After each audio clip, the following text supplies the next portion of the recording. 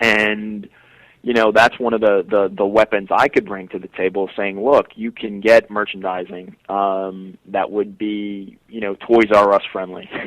So you have the ships and the action figures and all of those things, and still have an intelligent show. It's the old Walt Disney philosophy. When asked, he said, why do you make kids' movies? He said, I don't make kids' movies. I make movies for adults that children can go see. Well, I've been lucky enough to catch some of the episodes of the new version of Doctor Who that the BBC put out this past year, and I got to say, if you want a textbook on how to bring back a property that some would consider cheesy and make it relevant to today's audience while maintaining true to it, it's a textbook example right there. I know in my gut that we had that formula down 100%, and the success that we had with something like X-Men and translating that to the big screen successfully would have, I know 100%, would have worked with our version of Galactica. Well, you'd mentioned you'd been talking with Glenn. Now, the rumors that came out after Galacticon was that there was kind of a stonewall, that Glenn wanted to do a Pegasus movie and you wanted to do a Galactica movie. Was that ever true, and is that still a consideration as far as you working with Glenn? Yeah, I think there are, there are differences on the takes that we would have, but that's part of the creative process, and I would expect that, and I would expect, look, if he can convince me of something, or if I can convince him of something, but for me, I wouldn't be interested in doing a Pegasus movie. I wouldn't be interested in doing anything but Galactica, and that is, something which. Again, with my schedule and how busy I am, it's something which I'd be willing to throw my energy and time behind, but only if it was Galactica. So that was one of my next questions. It's been we keep hearing about how full Tom DeSanto's plate is, but you're saying if the opportunity came along, you'd make room on the plate. Absolutely, and it's not like the work hasn't been done. There's a whole. You're also talking to somebody who mapped out a 5-year battle plan for the series. So it was, including story. And look, if we went there or not, who knows? But at least there was a larger story that we were trying to achieve. So yeah, a lot of that work and a lot of that thought process has been done and gone through. Right now, it's, look, it's not my decision, and ultimately, at the end of the day, if it was my decision, it would have been done in 2001, and we would have started shooting back then. And I would have, absolutely 100%. We could have done both. The schedule actually turned out where we could have shot Galactica, and we could have shot X-Men 2, and still kept the schedules in order. But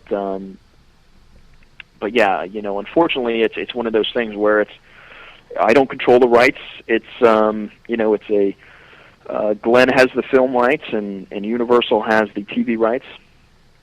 So it's one of those situations where if either of them are ready and want to get in the trenches, then they know where to find me. What can we fans do to help? Is there anything we can do to help?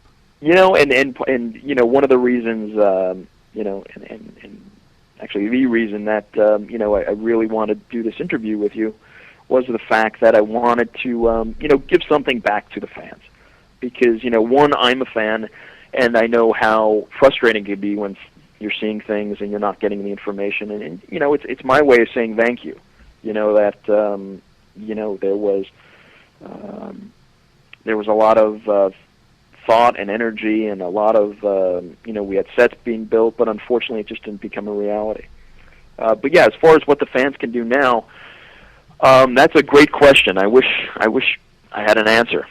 But I think it's sort of one of those situations where until there's some movement either from on the studio side or with Glenn deciding that he wants to move forward with a feature, then that would be the time. And it's one of those situations where that could happen tomorrow, or it might not happen for 5 years. It might. It's one of those things where it absolutely could go one way or the other. But you've not given up hope. No, never give up. Never surrender. I'll be 75, and if this story still isn't done, I'll still be fighting to get at least so it's out there, at least so it's part of the mythology, and that's the joy of my job is I'm getting all my action figures are real now, and if somebody would have told me when I was 10 that you would have the opportunity, even if it didn't go to air, to work with Dirk Benedict or Richard Hatch or become friends with these people or Herb, wow, I would have, and they're all great people. They really are, and there's a lot of not great people in this business, but everyone I've met with Galactica, from Glenn through the cast, through Ron and David Icke, they've all been stand-up guys, and I wish everybody well. And it's just trying to hopefully one day have the current Galactica and maybe Classic going at the same time. Is the fact that you haven't given up hope one of the reasons that we've not seen the script for your pilot in another form, like a novel or a graphic novel or a comic book series? Well, one reason is again it's Universal.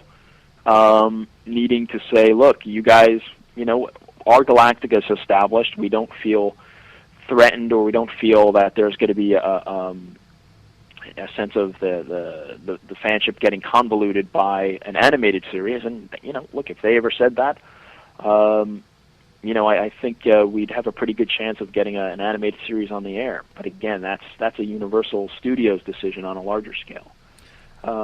And the thing that Universal has to realize is that this is one of those situations where it's the real money is in the DVDs that could be sold, and in the merchandising, and in the models, and all of those things, which have limited appeal because of the harder, more adult nature of the new show. You've been very generous with your time, Tom. Very quickly, I know that you're working on Transformers. Do you want to tell us a little bit about what's going on with that? Just that we've announced the release date, which is 7/47, which is July 4th, 07. So we had a big presentation down at Comic-Con with a big 18-wheeler truck and the announcement of the date. So yeah, look, that's another situation where my action figures have become real. And yeah, again, the thing with Transformers, it will be, accessible. Again, you'll find it cool if you're 8 or 18 or 38, and if you're a fan of that material, you will leave the theater very happy, and if you're not, then you will also leave a fan. So it's the same thing as X-Men. A lot of people went into X-Men who didn't know anything about characters named Wolverine or Professor Xavier or Magneto, and left with an appreciation of those characters, those relationships, and that mythology.